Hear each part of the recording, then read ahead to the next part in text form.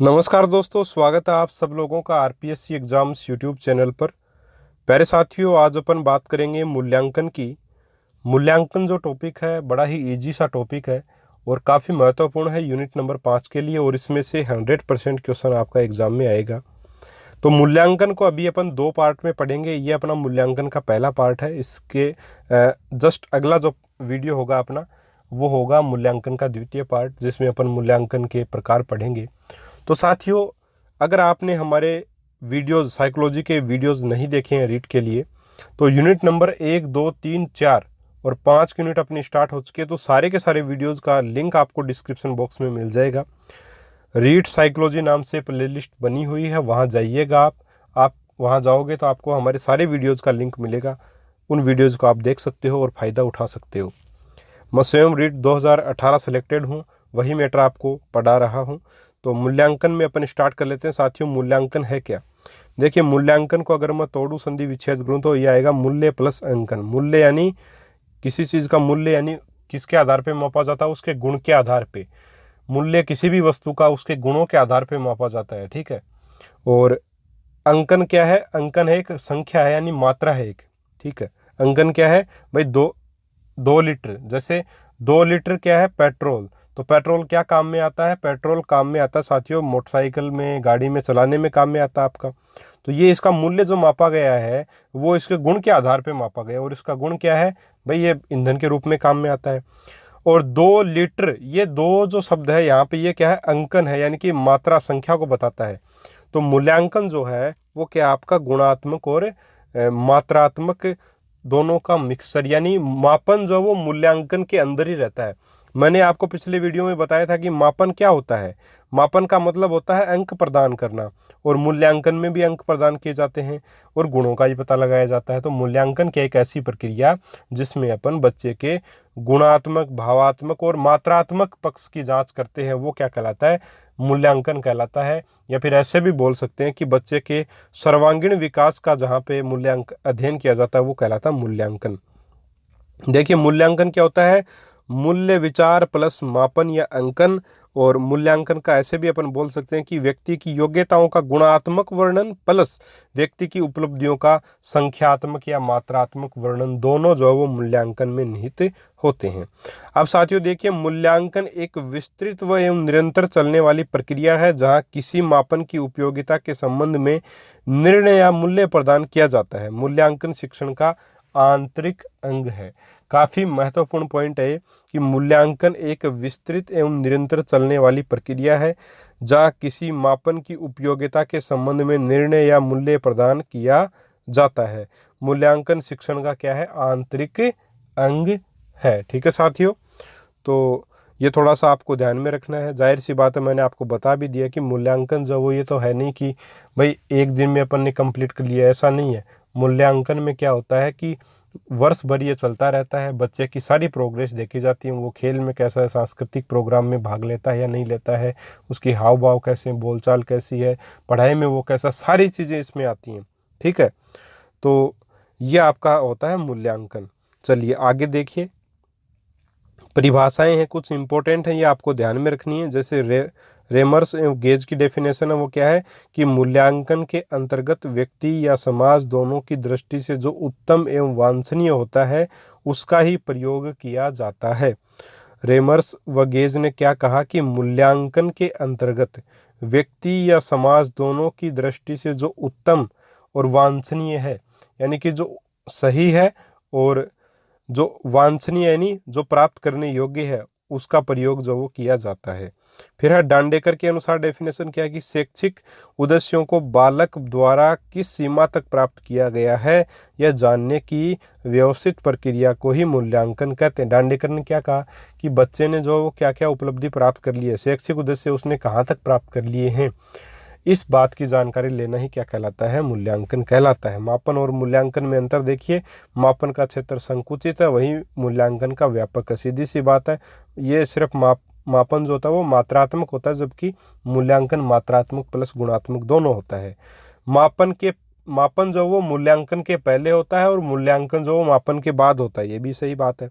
फिर निर्धारित समय पर किया जाता है मापन, जबकि मूल्यांकन मैंने आपको बताया वर्ष भर निरंतर चलने वाली प्रक्रिया है। जैसे परीक्षा हो गई, कक्षा पर मौखिक प्रश्नोत्तर, सांस्कृतिक प्रोग्राम वगैरह में भाग लेना, दौड़ वगैरह में भाग लेना, यानी कि खेलों में, सांस्कृतिक प्रोग्राम में, अदर एक्टिविटीज़ में बच्चा किस प्रकार से पार्टिसिपेट करता है, वो सारी चीज़ें मूल्यांकन के अंतर्गत आती हैं। ठीक है साथियों, चलिए आगे बढ़ते हैं।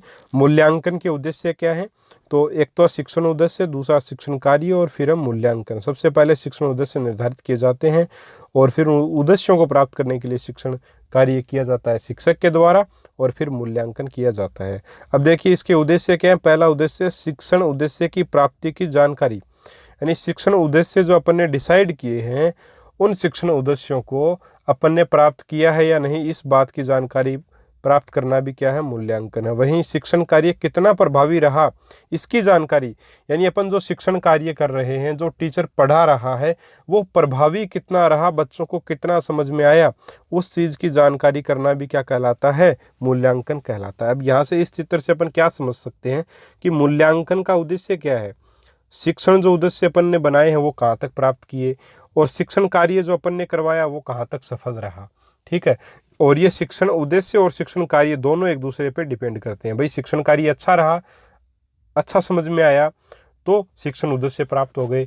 शिक्षण उद्देश्य प्राप्त नहीं हुए, इसका मतलब शिक्षण कार्य जो है वो सही से नहीं हुआ। ठीक है साथियों, अब देखिए शिक्षकों की कुशलता, अच्छा बालकों के व्यवहार में परिवर्तन हुआ या नहीं, इसकी जानकारी भी प्राप्त होती है कि बच्चे पढ़ने के बाद कुछ समझे हैं या नहीं।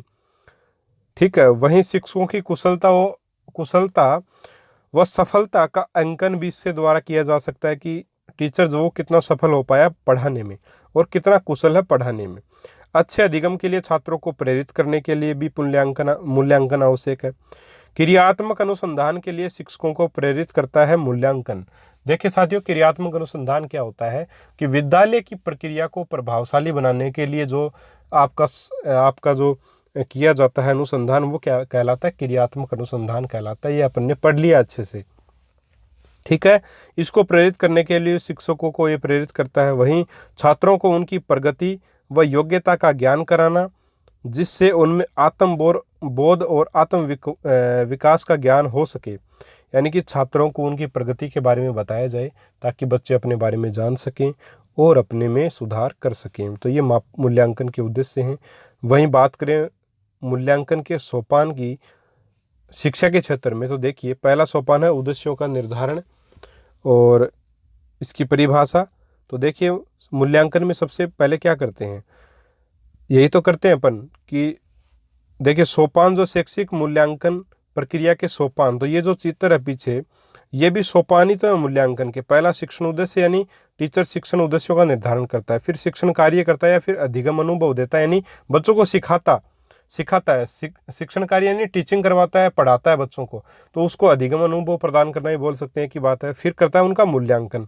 तो ये शिक्षण के सोपान ही, पहला कार्य शिक्षण उद्देश्य का डिसीजन लेना, डिसाइड करना कि क्या शिक्षण उद्देश्य है, फिर अधिगम अनुभव प्रदान करना, पढ़ाना, और फिर लास्ट में आता है मूल्यांकन। तो यही चीज़ें यहाँ पे लिखी हुई हैं डिटेल से।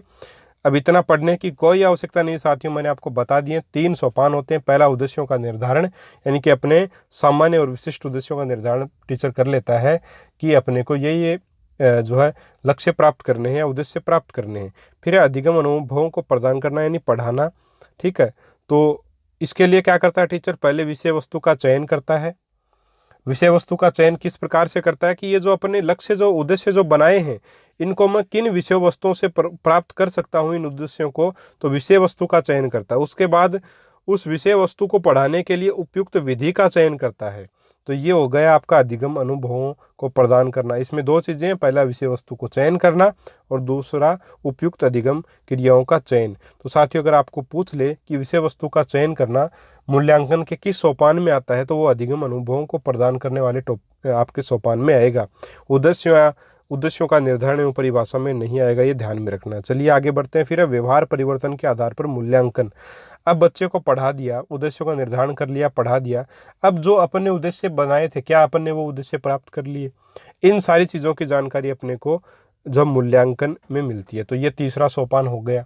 तो इस प्रकार से आसानी से अपन देख सकते हैं मूल्यांकन के सोपान भी। तो रटने की आवश्यकता नहीं, उम्मीद है आप समझ पाए होंगे आराम से। चलिए आगे बढ़ते हैं। अब मूल्यांकन की 3 अनिवार्य विशेषताएं होनी चाहिए। पहली है वैधता यानी कि प्रामाणिकता, और दूसरी विश्वसनीयता, और तीसरी वस्तुनिष्ठता। अब साथियों इनको अपन और डिटेल से पढ़ चुके हैं वैसे तो, कि वैधता क्या है, वस्तुनिष्ठता क्या है, विश्वसनीयता क्या है, सारी चीजें अपन पढ़ चुके हैं। लेकिन एक बार फिर से देख लेते हैं। वैधता देखिए, वैधता मतलब जो अपन ने यह वैधता का अभिप्राय है कि मूल्यांकन निर्धारित पाठ्यक्रम पर आधारित होना चाहिए, मूल्यांकन उद्देश्यों के अनुरूप या उद्देश्यों की पूर्ति के सक्षम होना चाहिए। मतलब क्या, जो उद्देश्य जो मतलब अगर अपन बच्चे का मूल्यांकन कर रहे हैं तो अपन ने कोई लक्ष्य तो डिसाइड किया ही होगा, जाहिर सी बात अपन ने उद्देश्य डिसाइड किया कि इन उद्देश्यों को लेकर के मैं चलूंगा और इन उद्देश्यों के लिए मैं ये मूल्यांकन कार्य कर रहा हूँ। तो जो अपन मूल्यांकन के लिए जो भी मैटर तैयार करें वो उन उद्देश्यों को ध्यान में रख करके ही बनाया जाना चाहिए। अगर ऐसा परीक्षण है, ठीक है, तब तो वो परीक्षण कैसा, आपका वैध परीक्षण है, प्रमाणीकृत परीक्षण है। यानी कि जो लक्ष्य अपन ने निर्धारित किए हैं, जो उद्देश्य निर्धारित किए हैं, उन उद्देश्यों को पूरा करने वाला, उन उद्देश्यों की जांच करने वाला अगर परीक्षण बनाया है तो वो आपका वैध परीक्षण या प्रमाणीकृत परीक्षण है। ठीक है। विश्वसनीय परीक्षण, इससे सब शाब्दिक अर्थ क्या है इसका, विश्वास करने योग्य, अर्थात मूल्यांकन में प्राप्त परिणामों में अंतर नहीं होना चाहिए, एक रूपता होनी चाहिए। मूल्यांकन की उत्तर पुस्तिका की जांच बार बार करने पर भी प्राप्तांकों में अंतर नहीं होना चाहिए। बिल्कुल सही बात है। विश्वसनीयता का क्या मतलब है भाई, एक कॉपी को एक शिक्षक ने पहली बार जांच किया तो 10 में से 4 नंबर आए, दूसरी बार जांच किया 10 में से 5 आए, तीसरी बार जांच किया 10 में से 3 आए। तो क्या यह परीक्षा विश्वसनीय है? बिल्कुल भी नहीं है। यानी कि एक कॉपी को कितनी भी बार चाहे आप जांच लो, उसमें जो अंक आए हैं वो उतने ही रहेंगे, बदलेंगे नहीं। फिर है वस्तुनिष्ठता। वस्तुनिष्ठता क्या साथियों, वस्तुनिष्ठता का प्रयोग 2 अर्थों में किया जाता है। पहला, उत्तर पुस्तिका की जांच पर छात्र या अध्यापक के व्यक्तित्व का प्रभाव नहीं पड़ना चाहिए। यानी कि देखिए साथियों, कभी कभी क्या होता है कि शिक्षक जब चेक करता है कॉपी को तो उसमें उसके व्यक्तित्व का प्रभाव पड़ता है। भाई उसकी मनोदशा कैसी है, अगर वो खुश है तो वो अच्छे नंबर दे सकता है, और वो गुस्से में है तो हो सकता है नंबर भी काट ले, थोड़ा प्रभाव पड़ता है इस चीज़ का। लेकिन वस्तुनिष्ठ परीक्षण कौन से होते हैं? ऐसे परीक्षण जिसमें शिक्षक की ऐसी मनोवृत्ति का कोई प्रभाव ही नहीं पड़े। यानी कि अगर सही है तो सही ही करना पड़ेगा, जैसे एबस आदे वाले प्रश्न होते हैं, ऑब्जेक्टिव टाइप। तो एक तो इस दृष्टि में वस्तुनिष्ठता का महत्व है। दूसरा, प्रश्न बहुविकल्पी होने चाहिए तथा उनमें से एक ही विकल्प सही होना चाहिए। यह भी होता है वस्तुनिष्ठता का अर्थ, कि कितने भी एक कॉपी को कितने भी टीचर चेक कर ले, नंबर वही रहेंगे। ये होती है आपकी वस्तुनिष्ठता।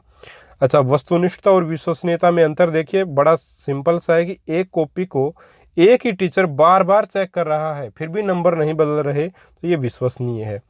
और एक कॉपी को अलग अलग टीचर बार बार चेक कर रहे हैं, अगर एक ही टीचर चेक कर रहा है फिर भी नंबर नहीं बदल रहे हैं तो विश्वसनीय। अगर एक कॉपी को अलग अलग शिक्षक चेक कर रहे हैं और फिर भी नंबर नहीं बदल रहे हैं, इसका मतलब वो परीक्षा वस्तुनिष्ठ परीक्षा। ठीक है साथियों, वो वस्तुनिष्ठता का गुण है। चलिए आगे बढ़ते हैं। विभेदीकरण। विभेदीकरण मतलब मूल्यांकन पत्र का निर्माण छात्रों की व्यक्तिगत विभिन्नताओं को ध्यान में रखकर किया जाना चाहिए। यानी कि विभेदीकरण का गुण अगर किसी परीक्षा में है तो इसका मतलब ये है कि जिस चीज का अंतर अपन बच्चों में देखना चाहते हैं उस चीज का अंतर वो मूल्यांकन अपने को दिखा दे, तो ऐसा मूल्यांकन विभेदीकरण, यानी छात्रों में आपस में विभेद करने योग्य जो परीक्षण होता है वो विभेदीकरण परीक्षण आपका कहलाएगा। ठीक है। चलिए आगे बढ़ते हैं साथियों। फिर समग्रता। समग्रता का मूल्यांकन मतलब क्या है कि मूल्यांकन में संपूर्ण पाठ्यक्रम से प्रश्न शामिल किए गए हों, यह समग्रता होती है। व्यापकता या समग्रता एक ही बात है। चलिए आगे बढ़ते हैं। उद्देश्य निष्ठता, ध्यान में रखिएगा, समग्रता को व्यापकता भी बोला जाता है काफी जगह। फिर है उद्देश्य निष्ठता, यानी मूल्यांकन पत्र निर्धारित उद्देश्यों पर आधारित होना चाहिए। उद्देश्य निष्ठता का मतलब यही है कि जो मूल्यांकन का अपन पत्र तैयार कर रहे हैं वो उद्देश्यों पर आधारित होना चाहिए कि भाई इन उद्देश्यों को अपने को प्राप्त करना है। फिर मितव्ययता। मितव्ययता का मतलब मूल्यांकन प्रक्रिया में धन व समय कम खर्च होना चाहिए। धन से संबंधित मितव्ययी होना चाहिए और समय भी, ज़्यादा समय नहीं लगे, पैसा भी नहीं लगे और मूल्यांकन भी हो जाए, वो एक अच्छा मूल्यांकन कहलाता है। फिर है व्यवहारिकता। मूल्यांकन औपचारिक शिक्षा प्रक्रिया पर आधारित होनी चाहिए, यह है व्यवहारिकता, व्यवहारिक होना चाहिए, ठीक है। फिर है मानकीकृत। मूल्यांकन में वैज्ञानिकता का समावेश भी होना चाहिए, वो कहलाएगा आपका मानकीकृत परीक्षण, ठीक है। फिर है मापन।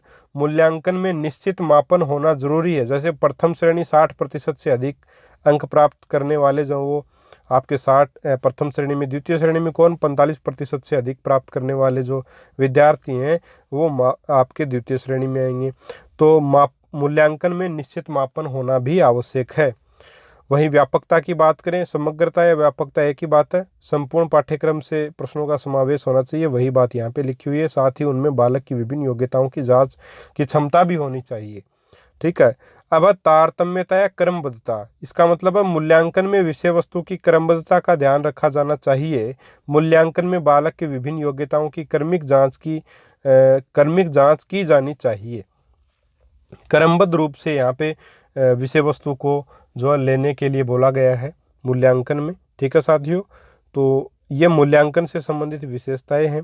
मूल्यांकन से संबंधित ये अपना पहला पार्ट था जिसमें अपन ने मूल्यांकन की डेफिनेशन, मापन मूल्यांकन में अंतर, मूल्यांकन के उद्देश्य, मूल्यांकन के सोपान और मूल्यांकन की निम्न 3 विशेषताओं की बात की, जैसे वैधता है, विश्वसनीयता है, वस्तुनिष्ठता है, विभेदीकरण है, समग्रता, मितव्ययता, उद्देश्यनिष्ठता, व्यवहारिकता, मानकीकृत परीक्षण और मापन, व्यापकता, तारतम्यता, सब के बारे में अपन ने बात कर ली है, ठीक है साथियों। उम्मीद है पूरी चीज़ें आपको समझ आ गई होंगी, किसी प्रकार की समस्या आपको इसमें मेरे हिसाब से नहीं रही होगी। अगर साथियों आपको वीडियो पसंद आया, हमारी बातें पसंद आई, तो नीचे जो लाल कलर का सब्सक्राइब बटन है उसको ज़रूर प्रेस करें। सब्सक्राइब्ड होने के बाद बेल आइकॉन को प्रेस करें और ऑल नोटिफिकेशन पर क्लिक करें ताकि आपको हमारे सारे वीडियोज़ की नोटिफिकेशन मिल जाएं, ठीक है साथियों। मिलेंगे अगले वीडियो में एक और नए टॉपिक के साथ, तब तक के लिए जय हिंद, जय भारत, राम राम।